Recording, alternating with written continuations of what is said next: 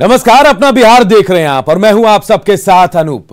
खबरों की शुरुआत करेंगे और सबसे पहले बात एक बड़ी खबर की जो दरभंगा लूटकांड से जुड़ी हुई है।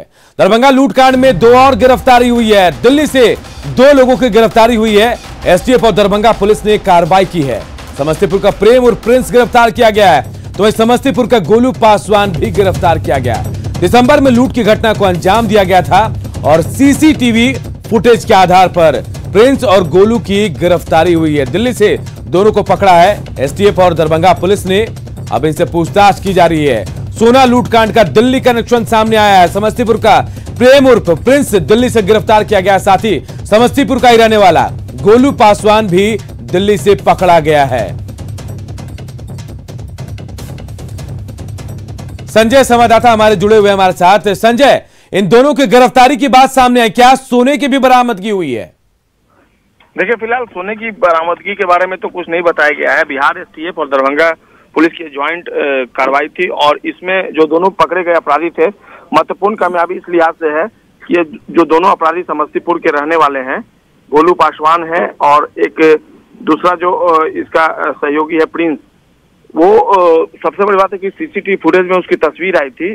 जिस तरीके से प्रारंभिक तौर पे दरभंगा पुलिस ने इस मामले का उद्भेदन किया था तो जो पकड़े गए लोग थे, सीसीटीवी फुटेज से उनका मिलान नहीं हुआ था। लेकिन ये दोनों अपराधी जो है उन्होंने कई जानकारियां दी हैं और उनकी जानकारी के आधार पर फिलहाल छापेमारी चल रही है।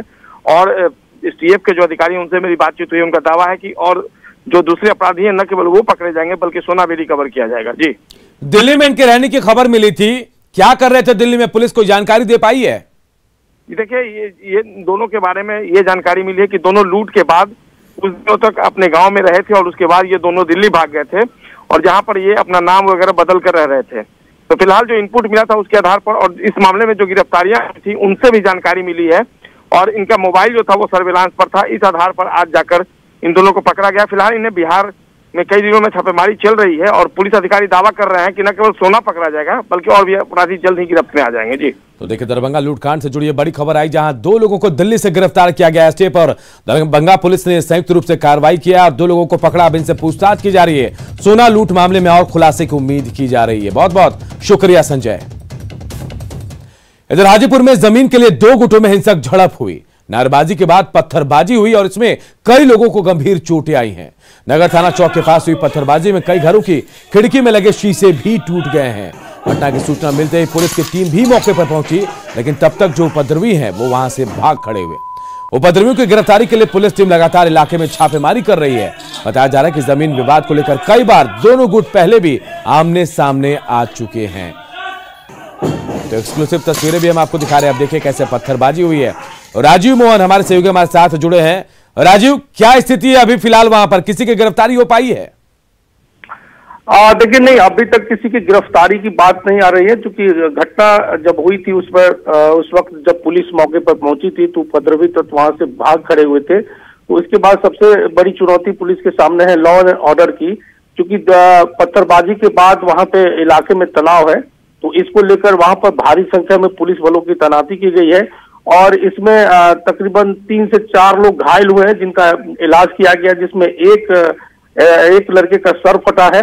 तो इस तरह से कह सकते हैं कि ये जमीन जो है, जमीन का विवाद लंबे समय से चल रहा है और जमीन विवाद को ही लेकर आज ये हंगामा हुआ और इस दौरान पत्थरबाजी दोनों ओर से की गई, जिसके चलते अफरा तफरी मच गई।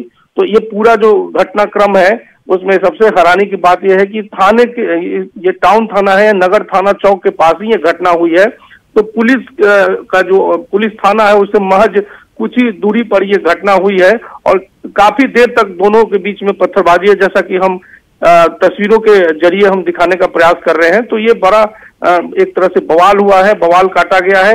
लेकिन इस मामले में उपद्रवी तत्वों की गिरफ्तारी के लिए पुलिस छापेमारी कर रही है। देखिए, हाजीपुर से खबर आई जहां जमीन के लिए दो गुटों में झड़प हुई है, जमकर पत्थरबाजी हुई है, कई घरों के शीशे भी टूटे, कई लोगों को गंभीर चोटें भी आई है। हालांकि पुलिस उपद्रवियों को गिरफ्तार करने के लिए लगातार छापेमारी भी कर रही है। बहुत बहुत शुक्रिया आपका राजीव।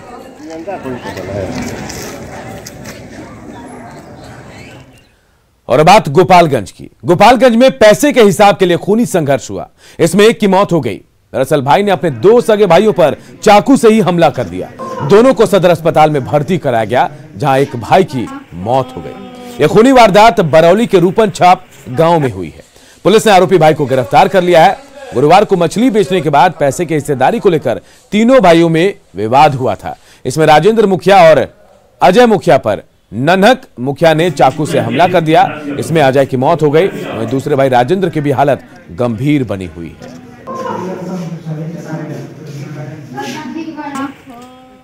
इधर बाढ़ के घोसवरी बीडीओ पर हमले के मामले में एक सरपंच सहित 5 लोगों पर प्राथमिकी दर्ज कराई गई है। कई अज्ञात लोगों पर भी मामला दर्ज हुआ है। प्राथमिकी में बीडीओ ने कुर्मी चक पैक्स चुनाव के दौरान हत्या करने की कोशिश का आरोप भी लगाया है। प्राथमिकी में जानलेवा हमला करने, पिटाई करने, सरकारी वाहन में तोड़फोड़ करने के साथ ही सरकारी मोबाइल की चोरी का भी आरोप लगाया गया है। दरअसल गुरुवार को पैक्स चुनाव के दौरान नामांकन रद्द होने पर बम यादव सहित उसके समर्थकों ने बीडीओ पर हमला कर दिया था। हमले में बीडीओ गंभीर रूप से घायल हो गई। अब तक मामले में 2 लोगों को गिरफ्तार भी कर लिया गया है। किस मुद्दे को लेकर लोग ऐसे किए हैं? जो भी लोग इसमें हैं, क्या कहता है, नॉमिनेशन किया है तो इसका नामांकन शुल्क होता है 11 रुपया। जो अभ्यर्थी रहेंगे 11 रुपया का रसीद रहता है। इनका 00 से रसीद कटा हुआ था है। उसके नियमानुसार हम रद्द किए तो इन लोग को क्या कहता है, कहीं से जानकारी मिली कि आपका नामांकन रद्द हो गया, इसीलिए आप इसीलिए हम पर हमला कर दिया, जानलेवा हमला किया गया। वीडियो काम नहीं रही पर हमला मामले में पुलिस रात भर छापेमारी करती रही। कांतेश मिश्रा ग्रामीण एसपी ने ये जानकारी दी कि 2 लोगों को हिरासत में ले लिया गया है। अभी वीडियो का हालत जो है वो स्थिर बताया जा रहा है और सुबह वो घोसवरी थाने में जाकर 5 लोगों पर नामजद प्राथमिकी दर्ज करवाई है। वीडियो ने कहा कि हमारे ऊपर पूरी तरह से साजिश हमला थी और जान मारने का प्रयास था। जिलाधिकारी पटना के संज्ञान लेने के बाद तबातोड़ छापेमारी हो रही है और कार्रवाई किया जा रहा है। अनिरुद्ध, न्यूज़ 18 बाढ़। हालांकि इस घटना के बाद कई सवाल उठ रहे हैं। सवाल भी बेहद लाजमी है। सवाल ये कि नामांकन रद्द होने पर क्या कानून तोड़ेंगे उम्मीदवार? बेहद अहम सवाल। अगर नामांकन रद्द होता है तो क्या कानून तोड़ेंगे उम्मीदवार? और सवाल यह भी अहम कि जब खुद गलत किया तो पदाधिकारी पर हमला क्यों और कैसे कर दिया? सवाल यह भी कि क्या ऐसे शख्स जो हैं जनप्रतिनिधि बनकर सेवा कर पाएंगे? इधर मुजफ्फरपुर में 2 भाइयों के मर्डर से अय्यापुर का इलाका दहल उठा है। दोनों युवक ममेरे फुफेरे भाई बताए जा रहे हैं। उनकी पहचान राजा और दीपक के रूप में हुई है, जो बड़ा जगन्नाथ के रहने वाले थे। इस हत्याकांड से पुलिस की नींद उड़ गई है। जानकारी के मुताबिक दोनों बुधवार की शाम को एक बर्थडे पार्टी में जाने के नाम पर घर से निकले। गुरुवार को दोनों की लाश मिली। जानकारी के मुताबिक अय्यापुर थाना के मिठनपुरा फतेहपुरा के पास सड़क किनारे एक शव मिला। उसके बाद शाम को करीब 5 बजे एसकेएमसीएच परिसर में एक शव मिलने की सूचना मिली। पुलिस ने शवों की पहचान कर ली। मृतकों में से एक के गले और चेहरे पर जख्म के निशान हैं, तो दूसरे के गले में फंदा लगा हुआ था। पुलिस इस दोहरे हत्याकांड की छानबीन में जुट गई है। युवक था, उसको भी गला में चाकू था या गोली था, ऐसा स्पष्ट नहीं हुआ है, लेकिन वह हत्या ही था। उसको फिर थाना के द्वारा उसको गश्ती पार्टी या एम्बुलेंस से उसको ले गया डेड बॉडी को। यह घटना हत्या ही है, दोनों का हत्या ही है। अगर देखें यहाँ पे तो लावारिस अवस्था में इस तरह का बॉडी मिला है और हम मुखिया जी को भी इस फोन पर इस प्रकार सूचना दिए। शायद उन्हीं के माध्यम से थाना पे इंफॉर्मेशन स्थिति लग रही है। देखने से स्थिति उसके सामने अगर आप देखते हैं तो एक वायर लगा हुआ है गला में और इससे तो लग रहा है कि उसको फंदा लगाया गया है। जी जी। इधर भोजपुर में दिल दहला देने वाली वारदात हुई है। मौसेरे भाई ने अपनी ही 7 साल की मासूम बहन की गला रेतकर हत्या कर दी। गांव के ही बागीचे में बच्ची का शव जो है क्षत विक्षत हालत में मिला है। ग्रामीणों ने हत्यारे को पुलिस के हवाले कर दिया। मासूम से दुष्कर्म की आशंका भी जताई जा रही है। बच्ची गुरुवार सुबह 10 बजे से ही लापता थी। पुलिस ने घटनास्थल से एक चाकू और ब्लेड भी बरामद किया है।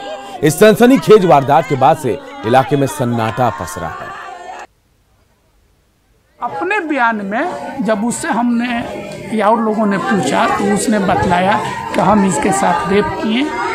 रेप करने पर बेहोश हो गई, तो बेहोश होने पर हम डर गए और डर कर उसका गर्दन मतलब स्वीकार कर लिया। स्वीकार किया है, वो लड़का स्वीकार किया है।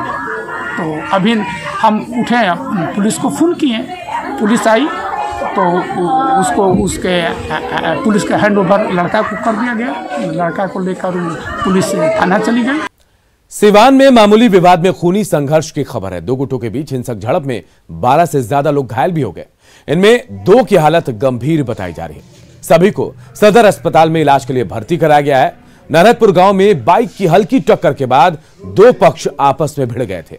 घटना का कवरेज करने गए पत्रकारों ने पुलिस पर बदसलूकी का आरोप भी लगाया है। इस घटना के बाद से गांव में तनाव का माहौल भी बना हुआ है। नरेश सिंह का बेटा 3 आदमी, नाम बताइए है, गलू का पिंटू, छोटका का क्या नाम है, गलू, 3 फिर क्या हुआ, कहाँ का मामला है पूरा? ये नरहट का है, हमारे दरवाजे पर का है। नरहट कौन थाना में पड़ता है? 5 रुपये। अरे जीवी नगर तरवारा।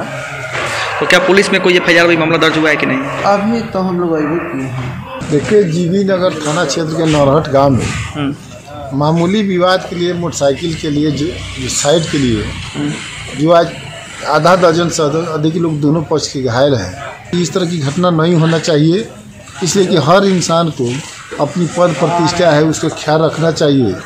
मैं प्रशासन से और नगर थाना प्रभारी से मांग करता हूं कि इसको जांच करके अगर इसमें जो दोषी है उसका कार्रवाई होना चाहिए। शराबबंदी वाले प्रदेश में जिस विभाग पर कानून को सख्ती से पालन कराने की जिम्मेदारी है, अगर वही खस्ताहाल हो तो फिर शराब के धंधे पर लगाम कैसे लगेगी? कुछ ऐसी तस्वीर आई है सीतामढ़ी से, जहां उत्पाद विभाग का जर्जर थाना केवल कागजों पर ही चल रहा है।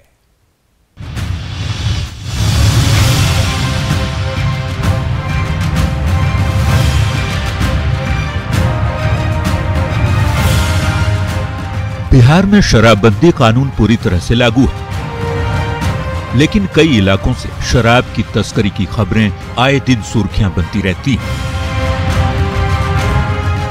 पुलिस के साथ ही मुख्यमंत्री उत्पाद विभाग को कानून को सख्ती से लागू किए जाने को लेकर निर्देश भी देते रहते हैं, लेकिन हम आपको सीतामढ़ी के उत्पाद विभाग की एक तस्वीर दिखा रहे हैं। समझ आ जाएगा कि शराबबंदी कानून को लेकर आखिर महकमा कितना गंभीर है।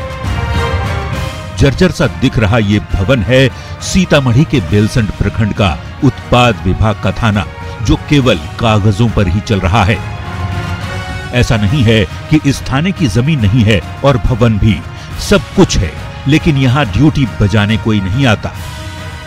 क्या है? उत्पाद थाना से। उत्पाद थाना है जी। तो क्या कोई आता होता नहीं है? सर आते हैं, महीना में 5 बार 4 बार आते हैं, उसके बाद नहीं आते, सीतामढ़ी चले जाते हैं। अच्छा, कौन आता है?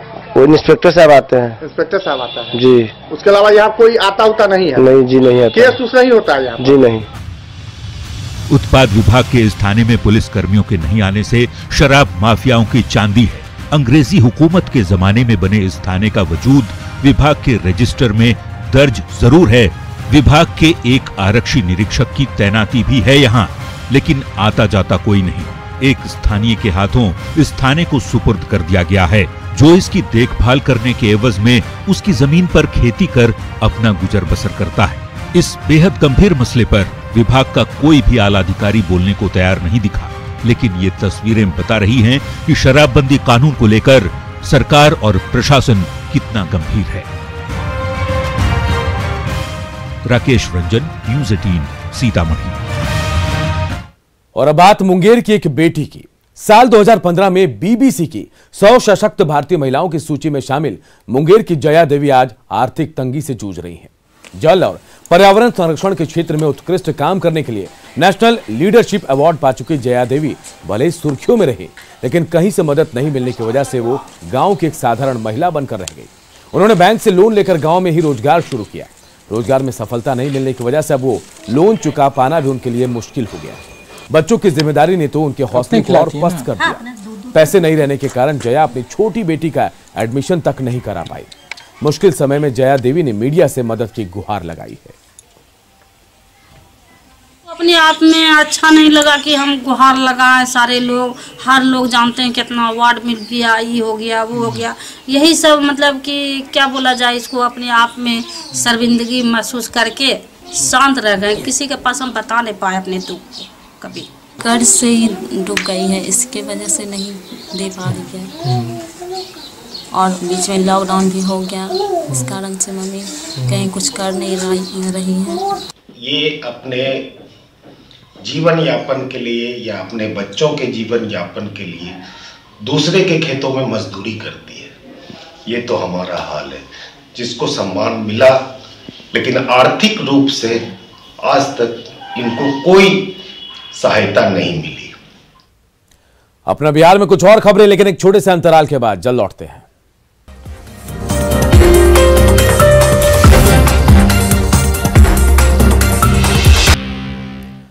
और लालू प्रसाद से जुड़ी एक बड़ी खबर इस वक्त रांची से आ रही है। लालू प्रसाद पर अगली सुनवाई अब 19 फरवरी को होगी। जेल मैनुअल के उल्लंघन मामले में सुनवाई होनी थी और रिम्स की ओर से आज जवाब दाखिल नहीं किया गया है। हालांकि झारखंड हाईकोर्ट ने इस पर नाराजगी भी जताई है और इसके बाद 19 फरवरी तक रिम्स को मोहलत दी गई है, यानी 19 फरवरी को अब इस मामले में सुनवाई होगी। तो जो सुनवाई है लालू प्रसाद को लेकर वो टल गई है। अब इस मामले पर अगली सुनवाई 19 फरवरी को होगी। जेल मैनुअल के उल्लंघन के मामले पर यह सुनवाई होनी थी। हालांकि इस मामले में रिम्स की ओर से आज कोई जवाब दाखिल नहीं किया गया, जिस पर हाईकोर्ट ने नाराजगी जताते हुए रिम्स को 19 फरवरी तक की मोहलत दी है, यानी अब अगली सुनवाई 19 फरवरी को होगी।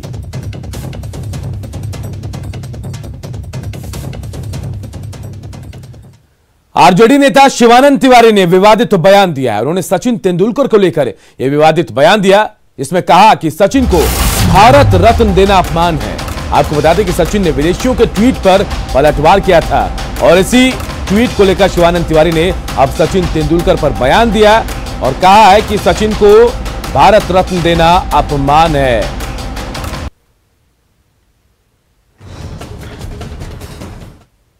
ये किसान क्या जानते हैं भाई? ये ट्विटर की राजनीति जो है ये आजकल शुरू हुई है। पूरा सब लोग ट्विटर की राजनीति कर रहे हैं। तो जो किसान है, गांव में रहने वाला आदमी है, उसको ट्विटर के बारे में क्या जानकारी है? या वो ग्रेटा थर्बो के बारे में क्या जानता है? या वो जो औरत है गाने वाली, उसके बारे में क्या जानता है? और उसके खिलाफ जो है आपने उतार दिया सचिन तेंदुलकर को। ये सचिन तेंदुलकर भारत रत्न है और भारत रत्न धारी आदमी जो है माने तरह तरह के उत्पाद का विज्ञापन करता है, मॉडल बना हुआ है। तो भारत रत्न का अपमान है सचिन तेंदुलकर जैसे आदमी को भारत रत्न देना। उस समय जिस समय मिला था उस समय हमने मजबूती के साथ विरोध किया था। ये इन लोगों से बयान दिलवा करके आप क्या चाहते हैं कि दुनिया आंख पर पट्टी बांध ले? इस तरह से नहीं होता है। दुनिया काफी आगे बढ़ चुकी है। शिवानंद तिवारी जी जिस दल में है उस दल का सोचिए ऐसा, ये लोग एवार्ड वापसी गैंग के लीडर हैं। सचिन तेंदुलकर देश का ही गौरव है। पूरे देश ने विश्व में नाम कमाने का काम किया सचिन तेंदुलकर। धन्य उस मां ने जिस पुत्र को जन्म दिया, उस व्यक्ति का नाम सचिन तेंदुलकर, राज्यसभा के सदस्य रहे हैं, भारत का नाम रोशन किया। इस तरह का भाषा का प्रयोग शिवानंद तिवारी, तो मैं तो शिवानंद तिवारी से यही कहूंगा कि राज्यसभा के सदस्य वो भी रहे हैं जिनको पेंशन मिलता वापस कर दिया, नहीं ले। जो इनका नेता है तेजस्वी यादव, वो भी क्रिकेट खेलते थे, जब उनसे भी बात कर लेना चाहिए शिवानंद तिवारी जी को। राजनीति में शब्दों की मर्यादा होनी चाहिए, राजनीति में विषय की मर्यादा होनी चाहिए। आज शिवानंद तिवारी जी ने उसको भी तार किया है। हम सभी बिहारवासी आज इससे दुखी हैं और हम पुनः अपने भारत रत्न सचिन तेंदुलकर के साथ अपनी प्रतिबद्धता दर्शाते हैं और पूरा भारत आज सचिन तेंदुलकर के साथ खड़ा है। देखिए, सचिन तेंदुलकर साहब भी अपनी भावना को ट्वीट के माध्यम से अवगत कराए हैं देश को, लोगों को। उस पर प्रतिक्रिया व्यक्त की है शिवानंद तिवारी, उनका वो व्यक्तिगत बयान है। इस बयान से हम इत्तेफाक नहीं रखते हैं, लेकिन किसानों के साथ कौन कौन लोग हैं इस पे भारत की निगाहें हैं और भारत रत्न देना और लेना हमारे बस की बात नहीं है। अगर किसी ने अपनी टिप्पणी की है तो उनका वो व्यक्तिगत बयान होगा।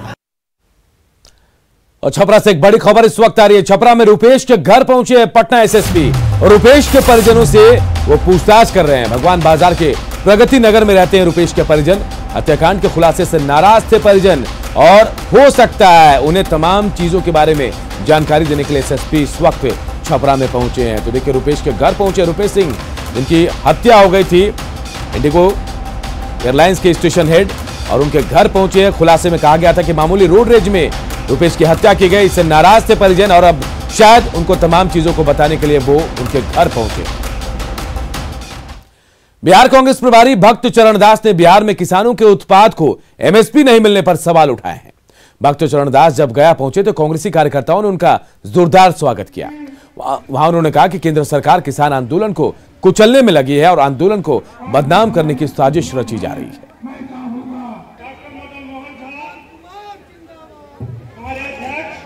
एमएसपी नहीं मिल रहा है, जो कीमत मिलना चाहिए मूल्य मिलना चाहिए। इधर छत्तीसगढ़ में हम 2500 रुपया में पूरी सरकार खरीद रही है, वहां का मुख्यमंत्री खरीद रहे हैं। यहाँ पर बिहार की सरकार 2500 तो दूर की बात, जो एमएसपी है 1800 कुछ रुपया है, उसको भी खरीद नहीं पा रहे हैं। बीजेपी अल्पसंख्यक मोर्चा के राष्ट्रीय अध्यक्ष जमाल हाजी सिद्दीकी ने मुजफ्फरपुर में एमआईएम प्रमुख असदुद्दीन ओवैसी पर निशाना साधा है। साथ ही ओवैसी की तुलना उन्होंने जिन्ना से की है। जमाल हाजी सिद्दीकी ने ओवैसी को वोटों का सौदागर भी कहा। आपको बता दें कि सिद्दीकी इन दिनों बिहार के दौरे पर हैं और जिलों में पार्टी कार्यकर्ताओं से लगातार बैठकें कर रहे हैं। ओवैसी एक बहुत बड़े ऑटो के सौदागर है।